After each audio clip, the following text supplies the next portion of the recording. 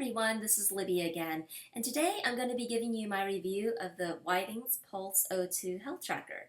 Now this device continuously monitors your step count, calories burned, mileage traveled, and change in elevation throughout the day. It will give you a momentary blood pressure reading, but it doesn't continuously monitor your blood pressure, so it's not really ideal in a workout situation. The device will also track your sleep, but that is something that you will have to set it to do. Right now, if you're interested in purchasing the device, it is available on Amazon.com and Withings.com for $130 plus tax. So that makes the cost of the device comparable to the Jawbone or the Fitbit Flex. But it does have a little bit more functionality than the Fitbit Flex. As you can see, the device is fairly thin, and it does have a nice large display screen, so it's very comfortable to read. There are a few different ways that you can wear the Pulse O2, and I'll go over that later on in the video. I prefer to wear it on my wrist. It's fairly lightweight and it hides well under clothing, so it really doesn't get in the way. I'm going to switch to my overhead camera and talk a little bit more with you about the functionality of the device. The Pulse O2 comes with a couple of different holders. There's a belt clip and a wrist strap. The charger is just a normal USB charger, which is one of my favorite things about the device. If you needed to replace the charger, you could pick up another USB charger at Target or Best Buy. The battery will last for about a week before it needs to be recharged, and it will give you a warning when it falls below 30%. I've noticed that the device can slip out of the wrist holder over time and seems to get a little loose. I tried it with the belt clip as well, and the second day I had the device on the belt clip, I lost it. I contacted Withings and they sent me a replacement within a week. I think the step count is more accurate with the clip, but I would just be more careful. So the screen will toggle between 6 different displays by pushing the button on the top of the device. The default screen is the step count. I do wish it was the time. Unfortunately, that's the last of the 6 screens. So the display will show you step count for the day,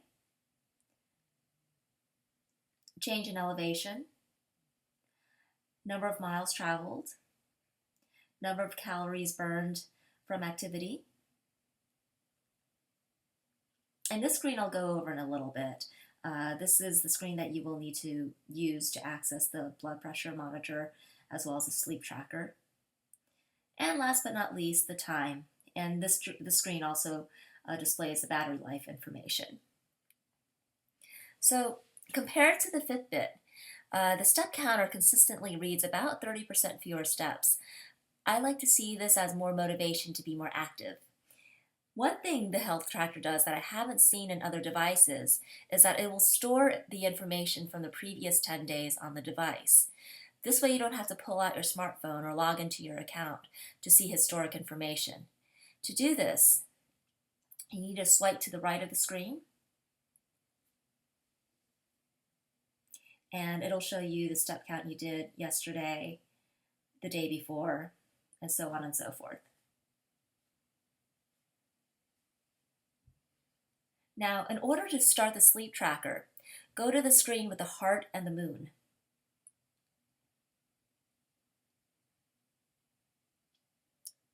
Hold down on the moon and swipe in the direction of the arrow.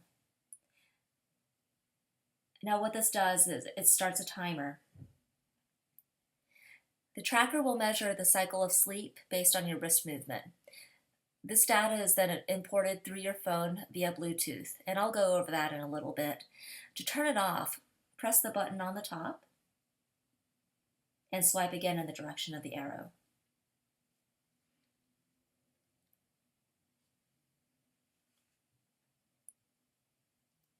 In order to take a momentary blood pressure and oxygen level reading, go to the screen again with the heart and the moon.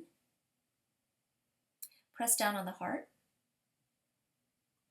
and place your finger directly against the red light in the back.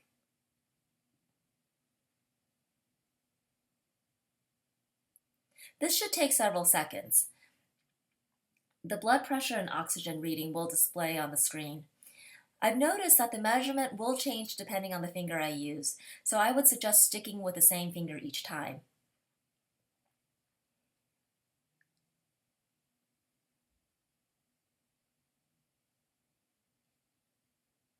So my blood pressure for now is 91 beats per minute.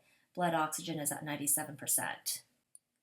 I'm going to switch to my computer to show you how to navigate the website for additional analysis gathered from the Pulse O2.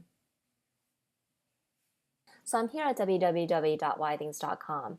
Here you'll need to set up an account. And once you set up an account, you can log in and see the information that's been stored for the amount of time that you've had the device. So I'm going to go ahead and log in. My information has already been saved. Once you've logged in, you can see a more detailed analysis of your data. For the sleep, it will show you the different cycles of sleep that you've gone through based on your wrist movement. And you can also compare on average what time you've been waking up and what time you've been going to bed. You can also compare your blood pressure and blood oxygen levels for the past several months. And it'll also give you more information on your step count and about what times you've been more active. Since I haven't been using the Pulse O2 for very long, I only have one badge. Here you can also compare how well you're doing against your friends or challenge a friend. Now I'm going to switch to the overhead camera and navigate through the mobile app. The mobile application is compatible with Android and iOS smartphones. Now, the Pulse O2 will wirelessly sync via Bluetooth with your smartphone to pass along the data to your smartphone. Now, the data that you see here is going to be similar to what you see on the website. If you want a more detailed analysis of your activity or heart rate or sleep, just go ahead and click on that category and it'll show you a more detailed analysis of how well you slept. There's also historic information. Now, if you wear the Pulse O2 under clothing, it's not always easy to get to. So the advantage of having a mobile app is a lot of times it may be easier just to click on the mobile app or pull out your smartphone. So I hope you found this review useful. If you have any questions or comments, please feel free to email me and I'll do my best to respond. I'll have my email and contact information listed at the end of this video. Until next time.